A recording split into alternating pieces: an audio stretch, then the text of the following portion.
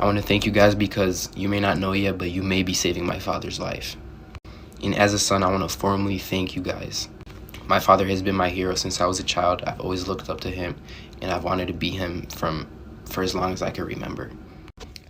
Mutabani wa Dr. Jose Chameleone muyite abamakasi mudwaliro munange wali erina kasero bibino nno ate wali era nga agenda kubeera nga avaayo munange nga ata obutambi obulala oba munange emboozi endala ekwatagana ate ku famire ye wali wonna gy'obadde tomanyi. Ngenda kubeera nga munange nga nkutandisa era nga bwe tulabye mwana mulenzi ono nga ali mu kunnyonnyola ate wali ng'era avuddeyo munange ate ne yeebaza munange ensi oluvannyuma lw'okuteekayo akatambi akageetinze vayiro ne kaweza miliyoni kumpi 2 wali ku mukutu ogwa TikTok era nga wuuno munange avuddeyo ne yeebaza. Jjukira nti nno twalabyeko wali abantu ab'enjawulo abagenzeeyo, twalabyekoko n'omukyala Juliet Zawedde munange wali era nga naye yabaddeyo era nga yamusuubiza munange okubanga akamiliyoni wamala okutereera agenda kubeera nga amutwala mu America. Muganda wange gwe alaba Nutty. Twalabye abantu bangi abayimbi abamu,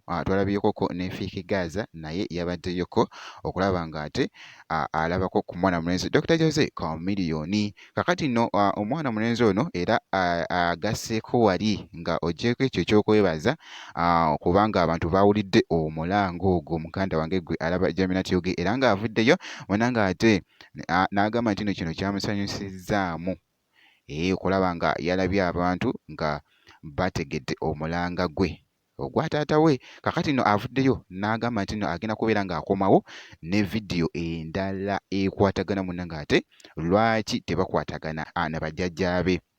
But now Uganda, I wanted to get on here and thank everybody for their participation in bringing light to my notion. As I woke up and checked how much attention that my post had gathered, I opened my comment section and it reflected nothing but love and concern.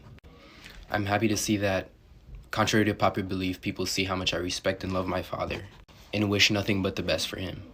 I want to thank everybody on board and everybody that continues to bring light to the issue that I presented, an issue that is more prevalent than my father himself. Thanks to everybody, my father is getting the help he needs. We're not quite there yet, but we're making big steps towards the main goal. And thanks to you guys breaking the internet, we're making bigger steps than we've ever made in I don't even know how long. This just goes to show how much power the Ugandan people have in their hands as a consensus. I want to thank you guys because you may not know yet, but you may be saving my father's life. And as a son, I want to formally thank you guys. My father has been my hero since I was a child. I've always looked up to him, and I've wanted to be him for as long as I can remember. I wanted to clarify that all these concerns that I aired come from me as an individual, and I owe it to you people for supporting my cause. And pertaining to the people that misunderstood my message and comprehended it negatively, I would like you to know that I care the least about what you have to say.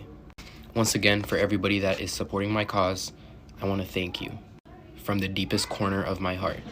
Finally, pertaining to the issues regarding my extended side of the family, aka my grandparents and etc., I will be dropping a YouTube video about everything. So kindly in the comments, let me know what you would like me to address in that YouTube video, and thank you. Ndowooza okawulidde ako akabadde kasembayo ng'ali mu kwogera nti agenda kubeera nga akomawo mukola vidiyo endala ekwatagana ku bajjajja be wali ate wonna kw'ossa ate n'ebyo ebirala ebikusike. Kaakati nno ngenda kubeera nga nkomawo ate mu maaso eyo n'ezi update endala, making sure nti no subscribinga vidiyo osobola ogimpira like n'okusharinga ate kiba kitambula. Ngenda kubeera nga nkomawo bwe nti.